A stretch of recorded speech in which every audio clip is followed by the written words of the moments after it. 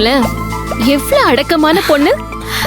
இப்படி ஒரு அடக்கமான பொண்ணெல்லாம் யாராவது பாத்திருக்கீங்களாமா? அண்ணி, அவ உங்க மருமக, நீங்க பேசிட்டு இருக்கீங்க. இப்பவாது நான் போய் காஃபி போட்டு எடுத்துட்டுமா? அப்புறம் அண்ணனுக்கு பிடிக்குமேனு ரவா கேசரி பண்ணிருக்கேன், அதுவும் நெய் விட்டு பண்ணிருக்கேன். அண்ணி, போய் எல்லாருக்கும் எடுத்துட்டு வரட்டுமா? இருத்தேனே, அம்பலவாணன ஜோசியரை கூட்டிட்டு வர சொல்லி அனுப்பியிருக்கோம். அவரும் இதோ வர நேரம்தான். சரவணன் தெய்வான ஜாதகத்துல முதல்ல பொருத்தத்தை பாத்துருவோமே.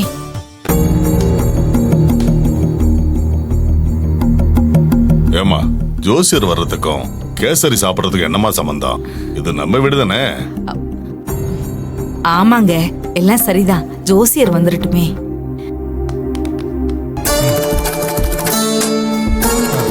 நான் சொன்னேன்ல, இதோ அவரே வந்துட்டாரு. வாங்க வாங்க, உட்காருங்க. நல்லது.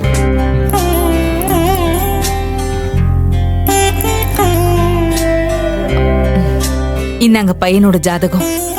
தேனே, தெய்வான ஜாதகத்தை கொஞ்சம் எடுத்துட்டு வாமா. சரிங்க அண்ணி.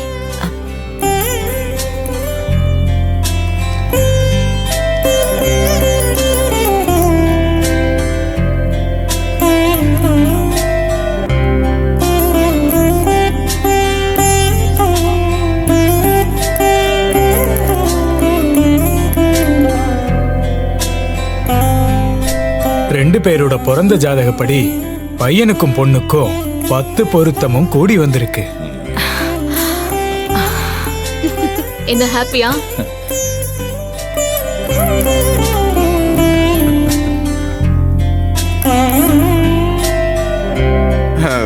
அப்புறம் என்ன, மாப்பிள்ளைக்கும் தெய்வானைக்கும் சீக்கிரமே கல்யாணத்தை முடிச்சிருவான்.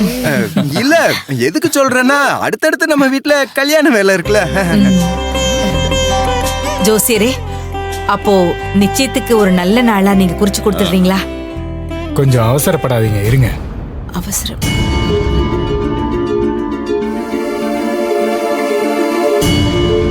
எதுக்கும் பொண்ணோட ருதுவான ஜாதகத்தையும் பார்த்துடலாமே. ஓ, அப்படியா விஷயம்? ஜோசியர, ருதுவான ஜாதகமும் பார்க்கணுமா என்ன? ஆமாங்க, பிறந்த ஜாதகத்தோட பொண்ணோட ருதுவான ஜாதகத்தையும் பார்க்கறது தான் நல்லது.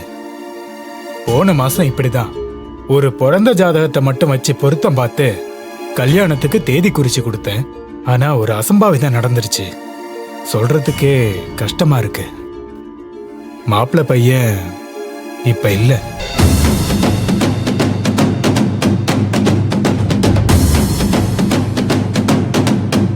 அதுக்கப்புறம்தான் அந்த பொண்ணோட ருதுவான ஜாதகத்துல பிரச்சனை இருந்ததுன்னு தெரிய வந்தது.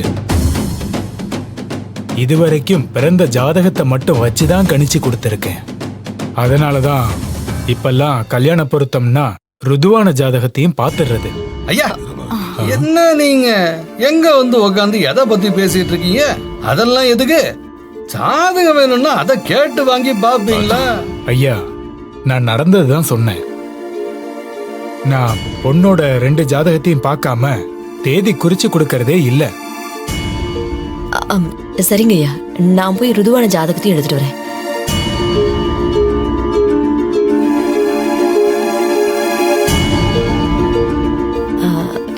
இதுதான் தெய்வானியோட ருதுவான ஜாதகம்.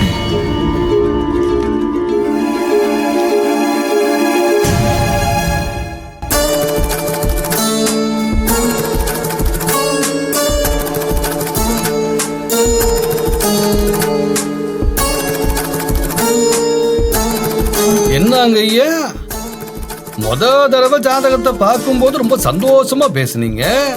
அதே இந்த நோட்டு புக்கை கையில எடுத்து பார்த்தது ஏதோ கணக்கெல்லாம் போட்டாலும் முகத்துல ஒரு தெளிவு இல்லையே. அது அது வந்து பரவாயில்ல ஜோசியரே, எதுவா இருந்தாலும் சொல்லுங்க. இந்த பொண்ணோட ருதுவான ஜாதகப்படி இந்த கல்யாணம் நடந்தா தாய்மாமனுக்கு ஒரு கண்டம் இருக்கு. என்ன சொல்றீங்க? கல்யாணத்தை நீங்க நடத்தணுமான்னு பாருங்க.